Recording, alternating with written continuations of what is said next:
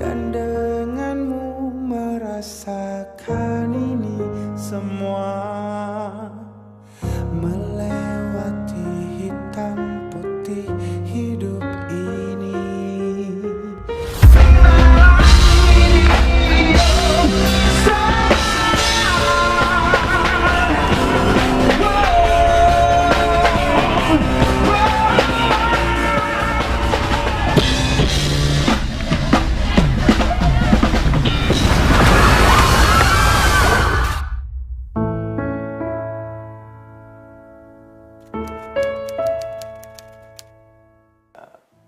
Finally kita memutuskan untuk buat film gitu, dan bisa dibilang cerita gue adalah alur utama dari film ini. Sebenarnya itu hal yang berat banget memang. Maksudnya gini, untuk kembali bercerita secara detail gitu, semua peristiwa, bukan hanya peristiwa, tapi dari awal mula bertemu dengan Seventeen, gabung masuk menjadi teman, sahabat, saudara, rekan, itu perlu energi yang besar, itu perlu energi yang sangat besar gitu.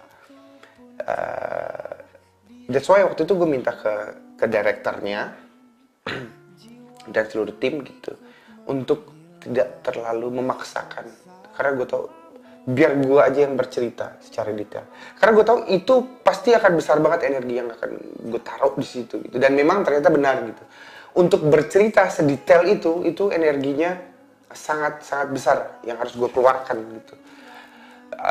Sehabis syuting, gue ingat waktu itu syutingnya nggak lama, ya hari pertama itu nggak lama, itu cuma dari siang sampai jam abis maghrib gitu. Itu habis itu gue ngerasa lemes seharian, jadi abis maghrib itu gue pulang tuh gue lemesnya minta ampun, karena gue tahu energinya besar sekali gitu. Oke, awalnya sebelum kejadian tsunami itu tanggal 22 ya. Gue waktu itu balik dari Hong Kong tanggal 13, tanggal 14-nya gue meeting sama anak-anak, meeting reguler kita sama Seventeen. Pada tanggal itu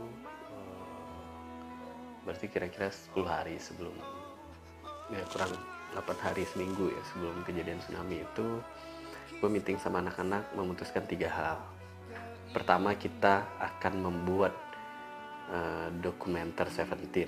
Waktu itu gue memang yang mengusulkan karena kita punya footage dalam bentuk mini DV dan beberapa footage lain yang menurut gue perlu kita optimalkan menjadi sebuah produk audiovisual yang menarik dari sejarah Seventeen waktu di Jogja, ganti vokalis, habis itu naik turun karir. Akhirnya pas kejadian tsunami, gue waktu itu mengurungkan niat itu karena suasana masih berduka. Namun dalam perjalanan setelah kita mengurus semua jenazah, mengurus barang-barang anak-anak, ada cerita-cerita yang kita sempat ngobrol gitu sama yang selamat, sama Ivan, sama istrinya Andi, bahwa 3 jam sebelum kejadian itu mereka sempat berenang di kolam renang, mandi-mandi, habis itu direkam oleh Andi. Nah, kamera itu kita cari-cari nggak ketemu. Sampai sebulan setelah kejadian persis, akhirnya kamera itu secara misterius ditemukan oleh vendor sound system, dan kamera itu sampai ke kita. Setelah itu kita lihat, Acong waktu itu yang ngambil kameranya, kita lihat bareng-bareng. Setelah melihat footage itu, ternyata almarhum Andi merekam memang H-1 dia merekam semua aktivitas, karena memang dia udah ajak istrinya sampai 4 jam sebelum kejadian, 3 jam sebelum kejadian mereka anak-anak Seventeen mandi-mandi sampai di backstage. Nah, setelah melihat itu semua, akhirnya gue putuskan kayaknya harus kita lanjutkan nih.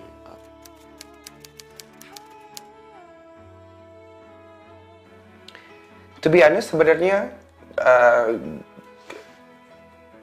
gue waktu itu tidak terlalu peduli sih. Nggak terlalu peduli kalau ada kamera sama kamera ngikutin itu maupun kameramennya. Karena memang saat itu gue lebih fokus ke ke diri gue sendiri gitu.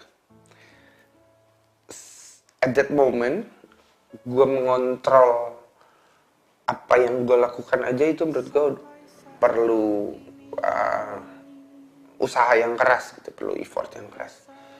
Jadi nggak terlalu, gue tahu gitu kalau selalu ada kamera gitu, cuman mungkin saat itu gue lebih fokus untuk apa ya, di guanya dulu gitu. Gue mengobati dulu, mengontrol dulu pikiran, mental, fisik gitu. Jadi nggak begitu, bisa dibilang mungkin ya nggak begitu notice lah gitu, walaupun ada kamera terus yang ngikutin gitu. Paling ya paling ya gue berpikiran kalau film dokumenter ini itu memang sudah kita rencanakan, aku dan anak-anak, gue dan anak-anak Seventeen rencanakan jauh sebelum musibah. Jadi bisa dibilang mungkin bisa jadi dokumentasi personal gitu. Ekspektasinya nggak akan sejauh ini.